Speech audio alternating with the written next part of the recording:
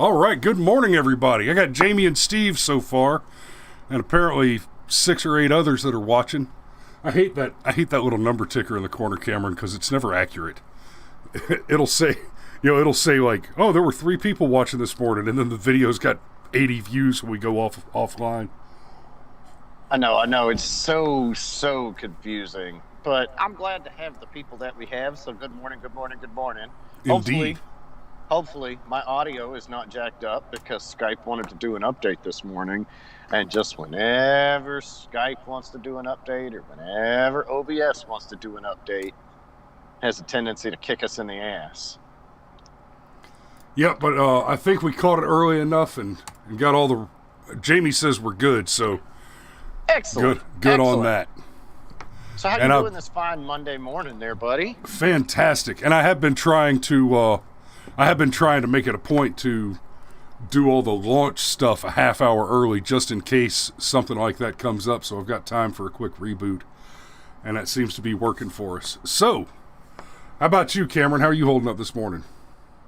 Man, little sore. Had to skip the PT this morning because it threw something out in my back. But damn it, I still got up at 4:30. I'm bound and determined, and I will go into attack mode every day for the rest of my natural fucking life. How about that? All right, so there goes the F-bomb. I guess we're over that hurdle for the morning. Yeah. Sorry, I claimed it. No shame in my game.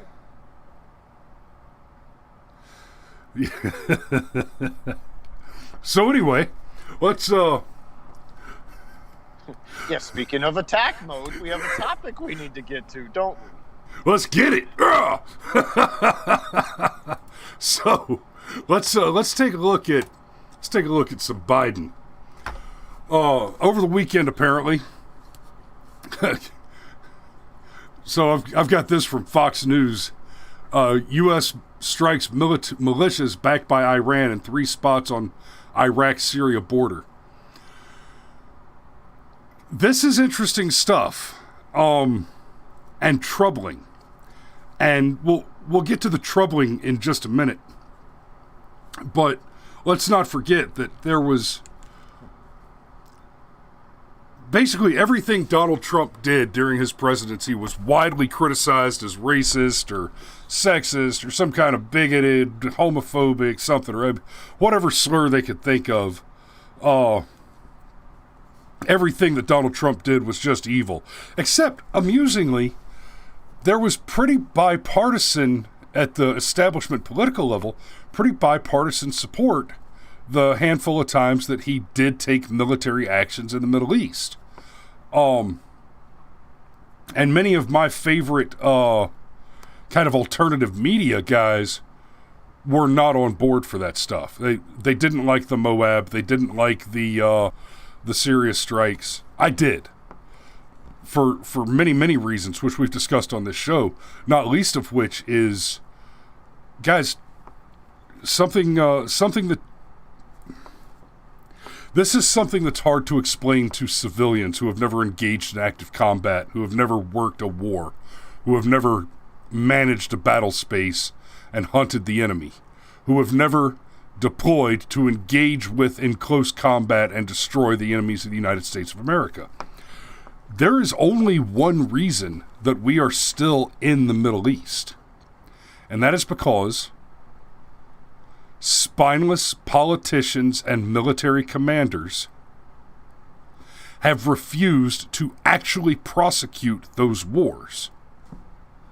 Instead of going over there and war fighting, for the most part, we're position occupying. And we're not doing it in a meaningful way, okay? War is fought and won when a soldier puts his boots on the ground and holds a piece of territory. That's it. There's no more to it. When you put your boots on the ground and hold ground, that is winning. Now, you can get into a lot of existential and metaphysical argument about the moral positioning, about what the strategic significance of any given piece of land is, but what warfighting is putting boots on the ground and holding space. It is commanding physical territory. Hey, buddy, war... can I just... Yeah, go ahead. Can I just say, a total civilian, never engaged with the enemy, but every time I watch that Moab footage, it makes my pee-pee feel funny. So maybe a little bit I understand what you're talking about. Maybe just a smidge.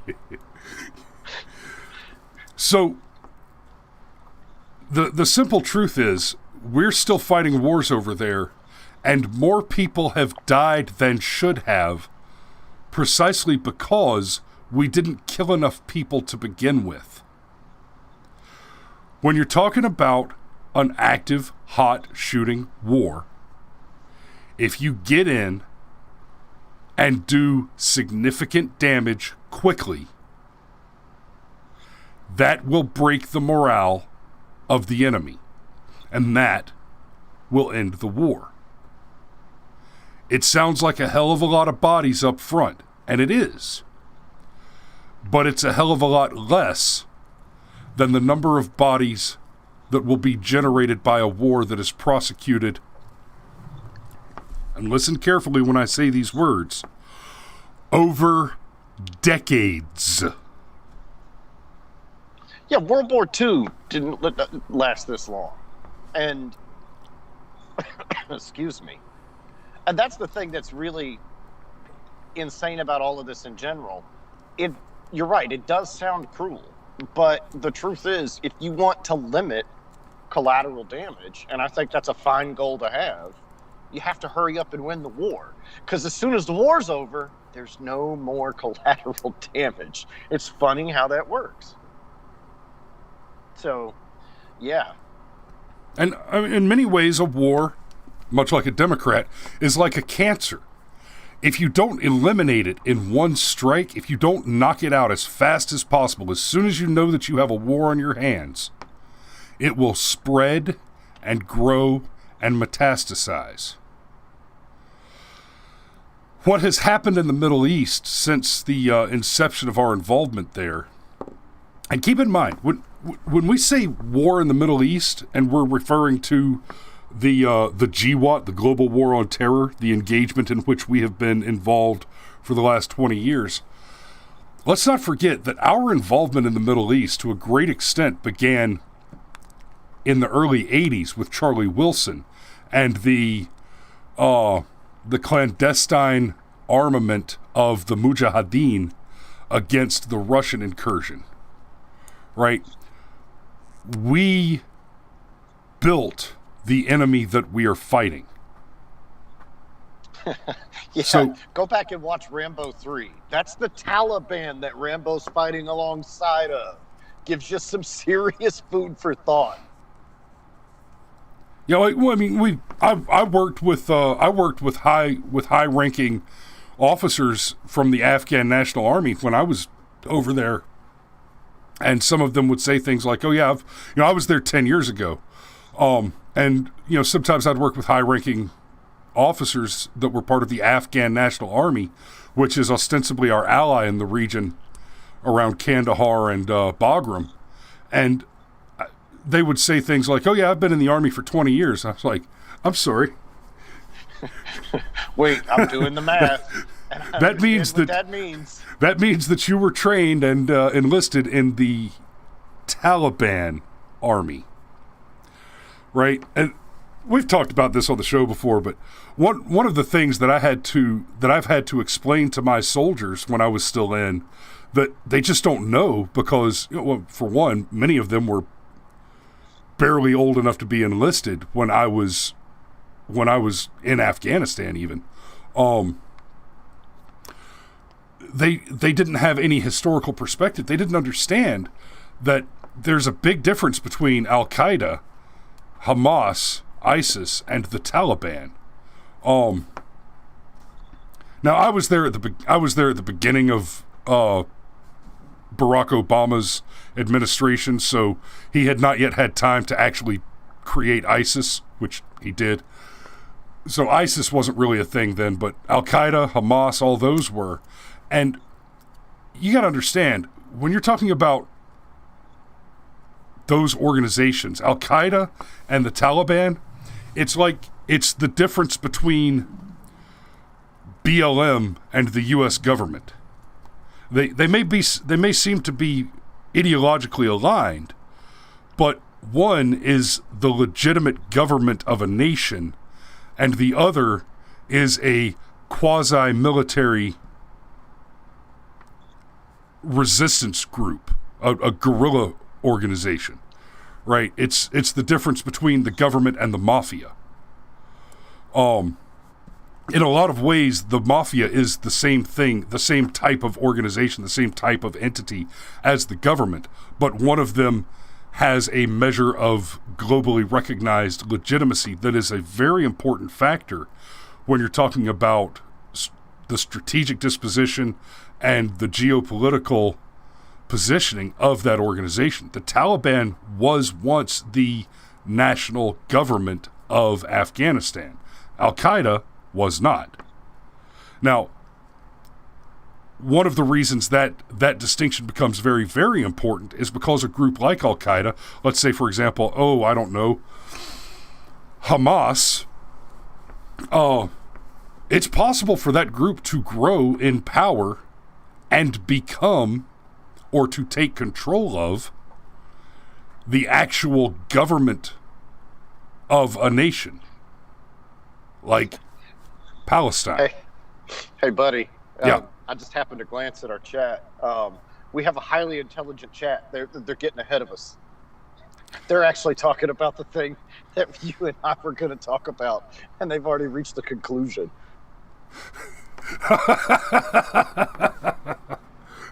Oh dear, I hadn't even looked at it yet. Let me see. Hang on. Okay, guys, Cameron, you talk while I read. Okay, so Red Badger points out that Biden is sending airstrikes to Syria and Iraq. He couldn't wait because he is tanking. Yes, and that is the primary driver of today's topic. We were going to talk about those airstrikes because there's a lot going on there. First of all, and this was kind of mind-blowing to Chris and I. And Steve, it's your fault. I've just lost the game. Oh, now we've all lost the game. Thanks, Chris. Not me, Steve. Steve did it. But what's fascinating is that these are in response to EAV strikes, as in drones.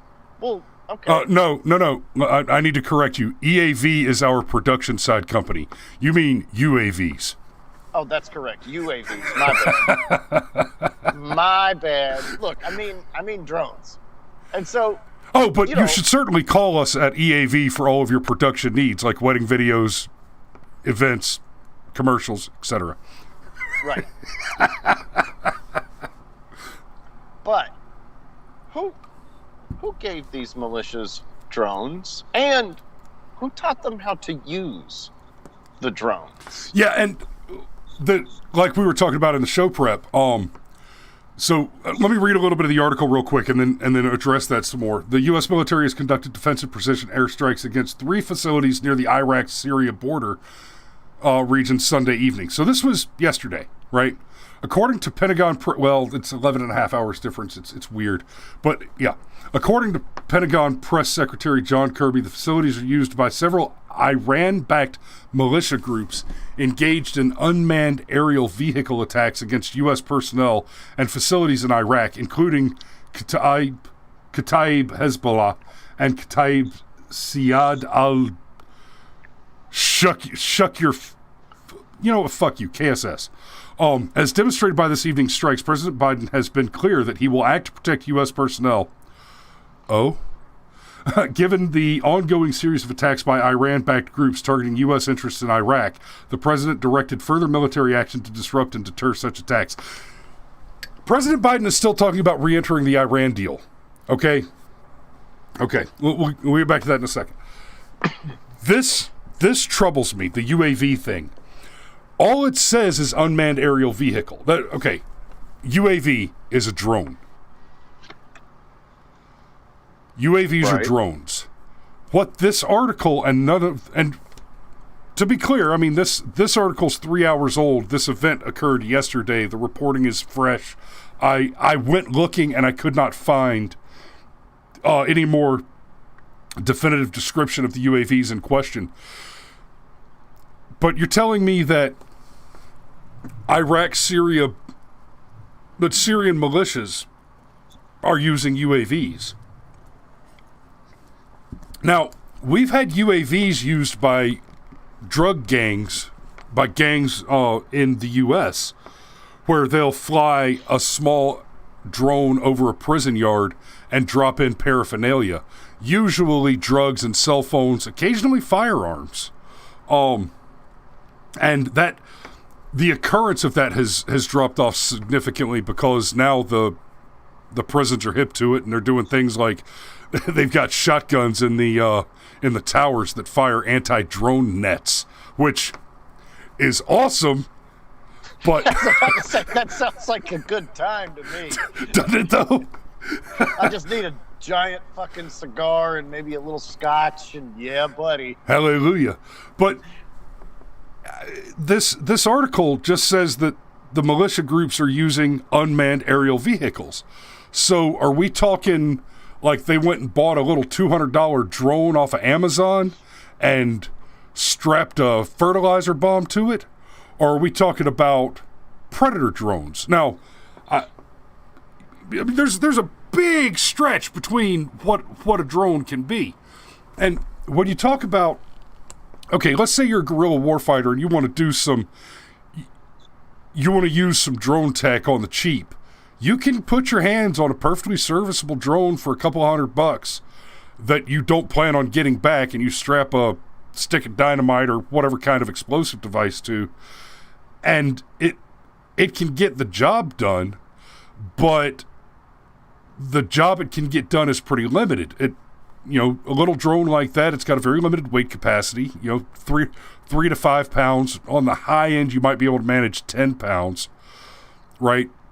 You want to strap anything more than about 3 or 4 pounds, basically a large water bottle, to a drone, and you're getting up into, without going to actual military equipment, you're getting up into $40,000 and $50,000 cinematography drones that are built to carry 20-pound cameras. So that's prohibitively expensive. But if they're not talking about UAVs that are the cheapest you can pull off of Amazon that still has a GPS sensor, which can only fly for about 20 minutes on one battery charge, and that time gets even less. You're talking about 12 to 15 minutes once you strap all that extra weight onto it to add an improvised explosive device of any kind. All of a sudden, you've got to get your drone from launch to target in 10 to 12 minutes, which means you're probably not physically far enough away to even get out of eye shot of the drone, meaning that your operator is too close to really take advantage of the advantage that the drone should offer tactically and strategically. So I have a difficult time with the expectation that in this UAV scenario, we're talking about that kind of drone.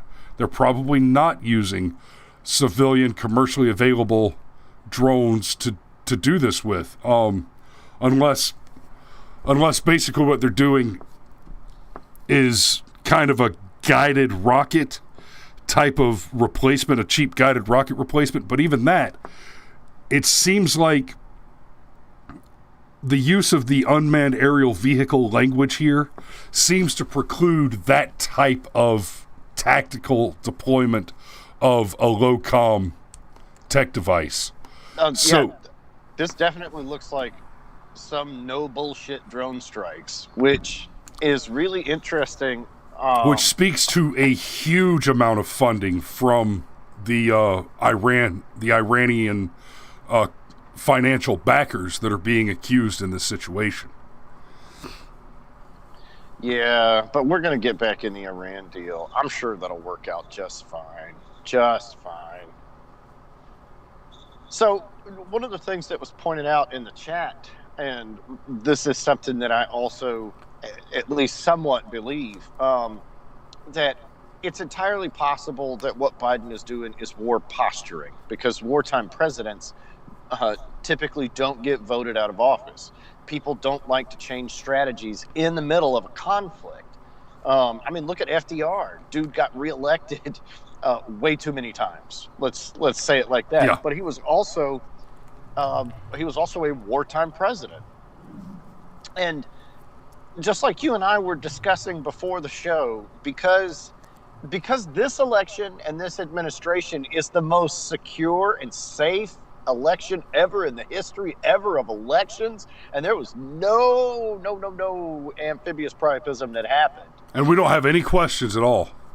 That's right. 100% believe that everything that happened last November was on the up and up and legit and just, honk honk, right? Because of that, I have a hard time believing anything and everything else. My Overton window has shifted so far. Like, if you told me Donald Trump ordered these drone strikes with these Iranian-backed militias, I'd have said, okay, blowing up terrorists, generally speaking, I'm on board. If you told me Barack Obama had ordered these strikes against the Iranian-backed militias, I'd be like, well, Obama is still a piece of shit, but, anytime you're going to blow up terrorists, I'm still on board with it. But now with the Biden administration, I just can't help but wonder, like, everything, the gamut. Like, okay, did we actually blow people up, for starters? And if we did blow people up, did we blow them up for the reasons that were expressed? And if we blew them up for the reasons that were expressed, is there an ulterior motive that we don't know about? And I hate being in this position, but I literally question everything about this story except for the extremely cynical view that the Biden administration is probably using it to prop itself up. And that's not good, I think we can say. And Legion points out, U.S. personnel that Biden claims to protect with this strike are likely a team of CIA/special forces and their latest crop of freedom fighters. Who else would be on the IZSY border? Mrs. Red Badger says, interesting, Legion, and I bet you're correct. Without revealing too much, Mrs. Red Badger, Legion is probably correct. Legion is sharp on this. Legion is one of the few people you're likely to encounter that is sharper on this particular piece of this topic than I am.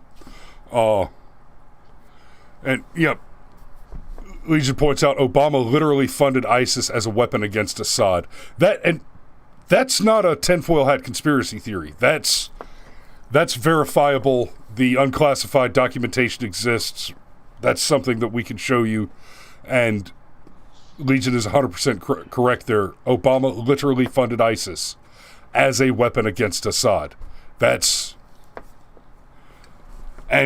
that was Biden. Biden was his vice president. That's right. The current former vice president was not yet former at that point.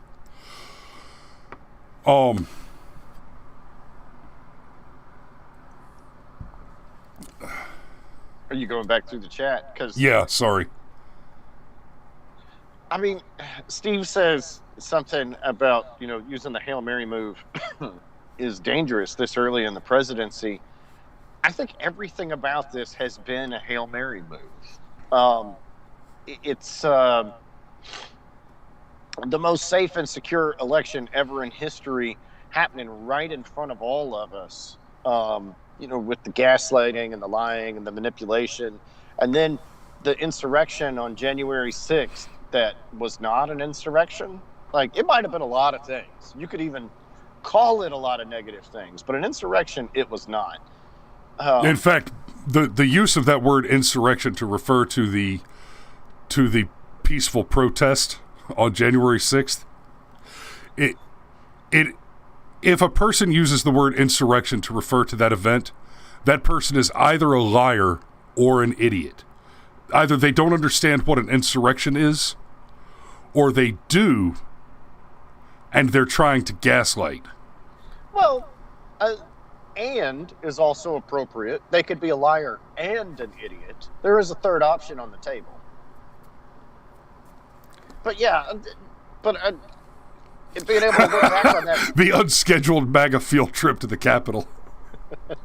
That's funny.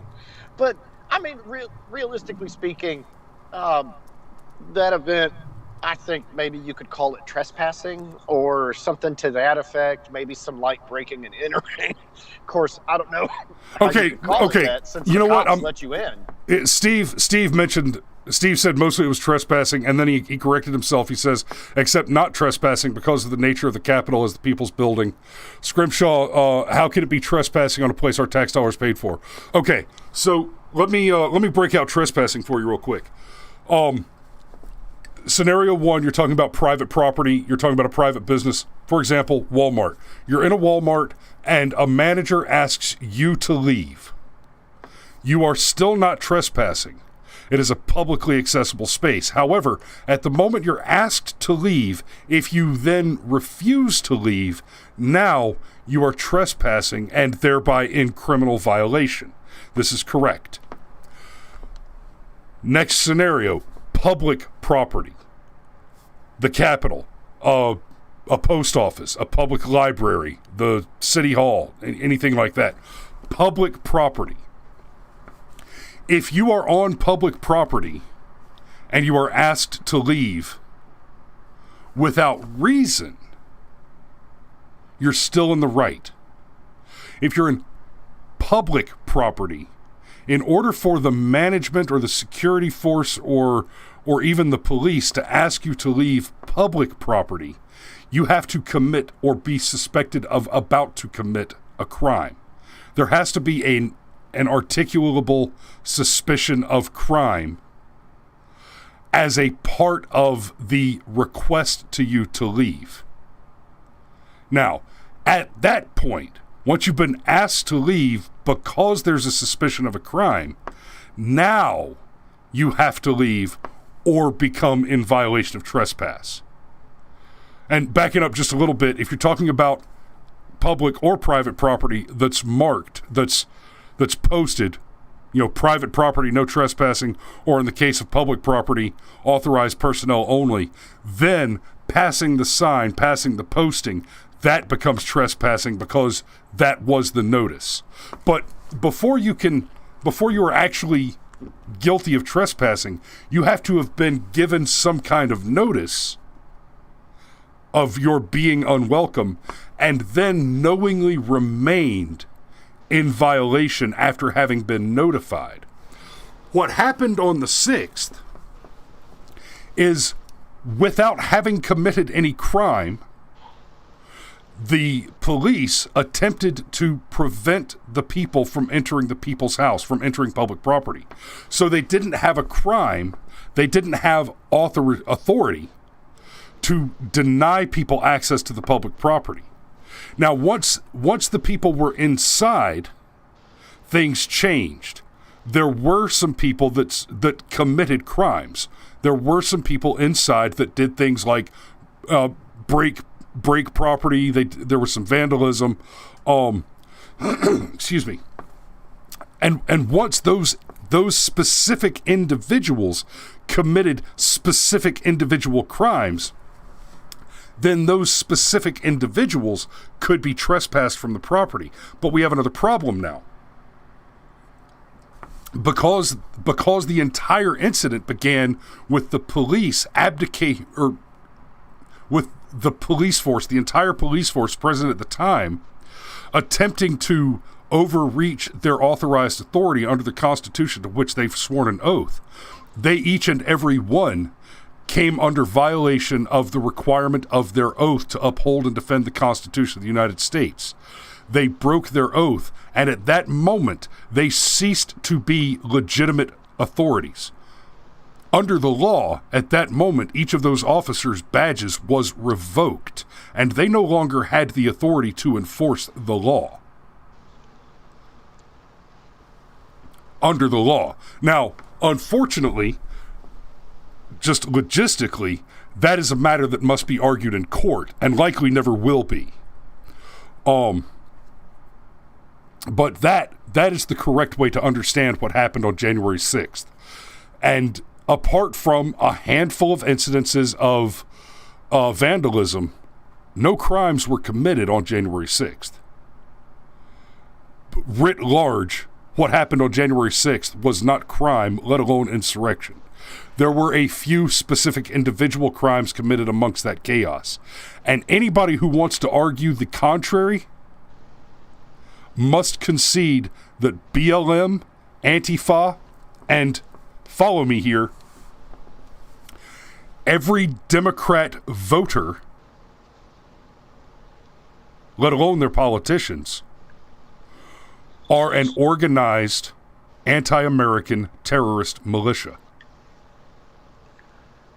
That is the argument. To argue that the January 6th event was an insurrection against the United States is a vociferous indictment of the entire Democrat establishment.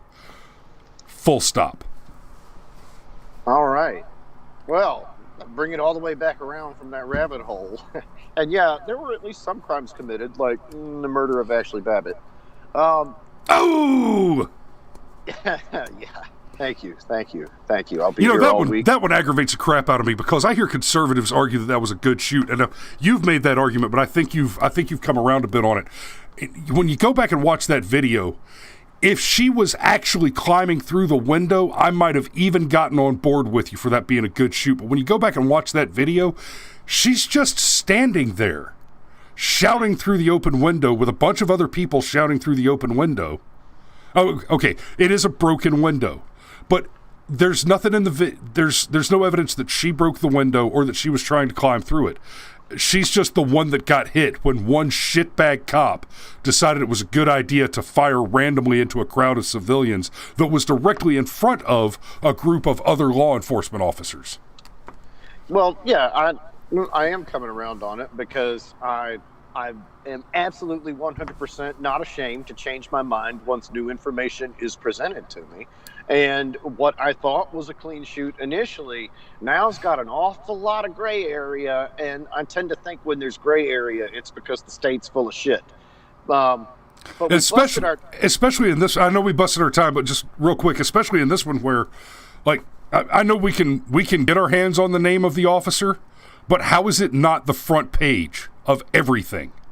Because she's white and she's a Trump supporter. And the officer is not. Oh, I think it's less about the cop and more about the potential victim. It is. She checks all the wrong boxes. But just to kind of button it up, you know, I've expressed my opinion. What's yours? What do you think's really going on with this drone strike? Man, there are so many layers to this analysis. It makes me wonder, for Biden to be authorizing drone strikes on groups that are supported by Iran in the middle of arguing that we need to re-enter the Iran deal, it makes me want to revisit the Iran deal in analysis and ask the question, what did Barack Obama actually get for the billions of dollars he sent in stacks of cash on those pallets? And in that deal, whatever it was that Iran sold to Barack Obama for pallets of cash, excuse me, did they renege on the deal that Biden was expecting to re-enter in? So, something that you need to understand about the Iran deal that did not get nearly the publicity that it should have. The only reason Iran doesn't have long-range nuclear strike capability right now is because Donald Trump pulled us out of the Iran deal. And here's the real key factor there. It's a pity, it's a pity. Anyway, somebody would have been annoyed. the original Iran deal sanctioned the U.S. government from taking any action to support Israel militarily. It went so far as the Obama administration promised that if Israel took any military actions against Palestine, that we were not allowed, that we had to intercede with military action against Israel to prevent Israel striking against Iran or Palestine. You understand that, right? One of the big factors that prevents a lot of things happening in the Middle East that apparently the Democrats are very interested in, and the terrorist organizations in the Middle East are very interested in as well, is that Israel is there with a powerful military apparatus, and the U.S. supports that military apparatus. Now, get all that bullshit out of your head about the Jews in charge of this and that and all that crap. Get all that garbage out of your skull and understand the strategic positioning of Israel with a powerful military which supports U.S. interests and is backed by U.S. paper and U.S. military force in the Middle East is one of the only sufficient deterrent tactics against things like a nuclear long strike Iran. And Obama promised with the Iran deal that he would send U.S. forces to attack Israel if Israel took any actions to prevent Iran from developing nuclear weapons. Donald Trump pulled us out of that deal, and all of a sudden Israel had its teeth back to enforce non-proliferation of nuclear weaponry in the Middle East on our behalf. That's a major factor, guys. It's also one of the reasons, right, all the anti-Semitism of the, all the anti-Semitism of the Sharia squad aside, and I do mean the squad, Rashida Tlaib, Alexandria Ocasio-Cortez, Ilhan Omar, and who's the other one? I forget the other one's name, but anyway, all their "we hate Jews because we're Muslims" posturing and garbage aside, they have an active interest in the political activity and the political objectives of Hamas and the Taliban and all those guys. Ayanna Pressley, that's it. Thank you, Maul. So this is muddy water. And it makes me think that there's some other ulterior motive behind Biden's involvement there. So I think we're going to wrap it up there. Go ahead, Cameron. Yeah. Because just saying, because we are so out of time, but we super duper appreciate everybody tuning in. Like, share, subscribe, ring the bell, all those stupid things. Don't go ahead and check us out on alternative platforms, because we basically stream to everything that has live streaming. Steve asks, "Where's WikiLeaks when we need them?" Funny you should ask, Steve. Viva Fry and Robert Barnes are apparently about to do a live stream. With Julian Assange. Yeah, with Julian Assange. I'm guessing that'll probably be Wednesday. Excuse me. And I think that's the end of my voice for this morning anyway. Thanks for tuning in, guys. We will see you tomorrow morning. Be safe out there.